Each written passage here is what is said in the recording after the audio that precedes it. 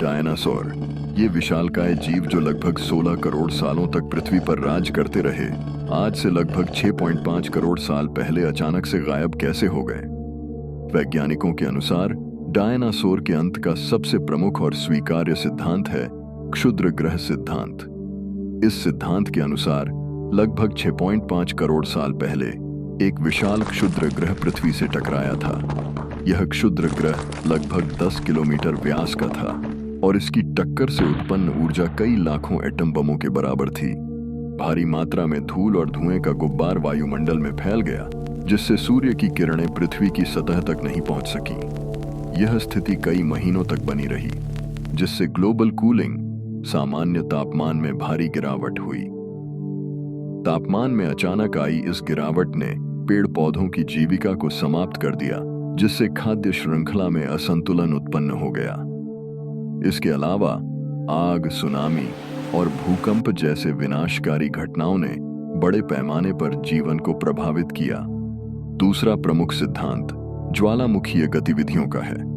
इसके अनुसार डायनासोर के विलुप्त होने का कारण डेक्कन ट्रैप्स में बड़े पैमाने पर हुए ज्वालामुखीय विस्फोट हो सकते हैं। ये विस्फोट उसी समय के आसपास हुए जब डायनासोर विलुप्त हुए थे।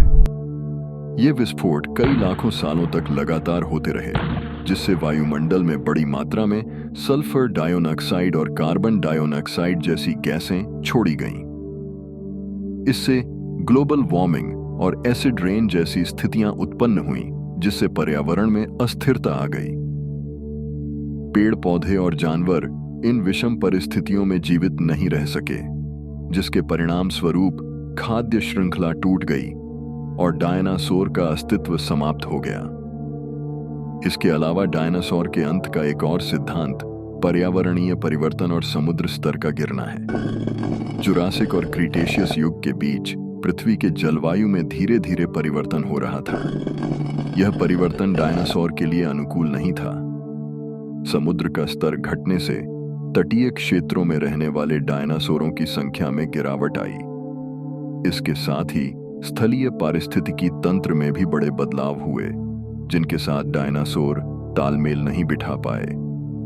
इसके परिणाम स्वरूप धीरे धीरे उनकी संख्या घटने लगी और वे अंततः विलुप्त हो गए।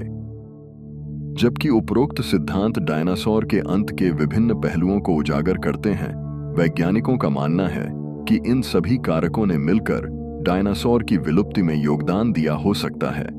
क्षुद्र ग्रह की टक्कर से उत्पन्न पर्यावरणीय आपदाओं ने पहले से ही अस्थिर पारिस्थितिकी तंत्र को और कमजोर कर दिया।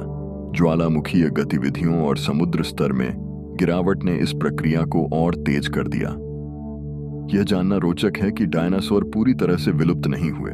उनके कुछ वंशज आज भी हमारे साथ हैं। जी हाँ, पक्षियों को आधुनिक काल के छोटे डायनासोर कहा जा सकता है। वैज्ञानिक अनुसंधान से पता चला है कि पक्षियों का विकास थेरोपोड डायनासोर से हुआ है। वे इस विनाशकारी घटना से बच गए और आज भी जीवित हैं। डायनासोर का अंत पृथ्वी के इतिहास का एक महत्वपूर्ण और रहस्यमयी अध्याय है। यह हमें यह समझने में मदद करता है कि कैसे बड़े बड़े बदलाव हमारे ग्रह के जीवन को प्रभावित कर सकते हैं। चाहे वह क्षुद्र ग्रह की टक्कर हो, ज्वालामुखीय विस्फोट हो या पर्यावरणीय परिवर्तन, हर घटना का अपना योगदान रहा है और इन सब के मिश्रण ने डायनासोर के युग का अंत किया। हालांकि उनका अस्तित्व समाप्त हो गया, लेकिन उनकी कहानी और उनके अवशेष आज भी हमें उस युग की याद दिलाते हैं। अगर आपको यह वीडियो अच्छा लगा हो तो इसे लाइक करें और हमारे चैनल को सब्सक्राइब करना न भूलें। धन्यवाद।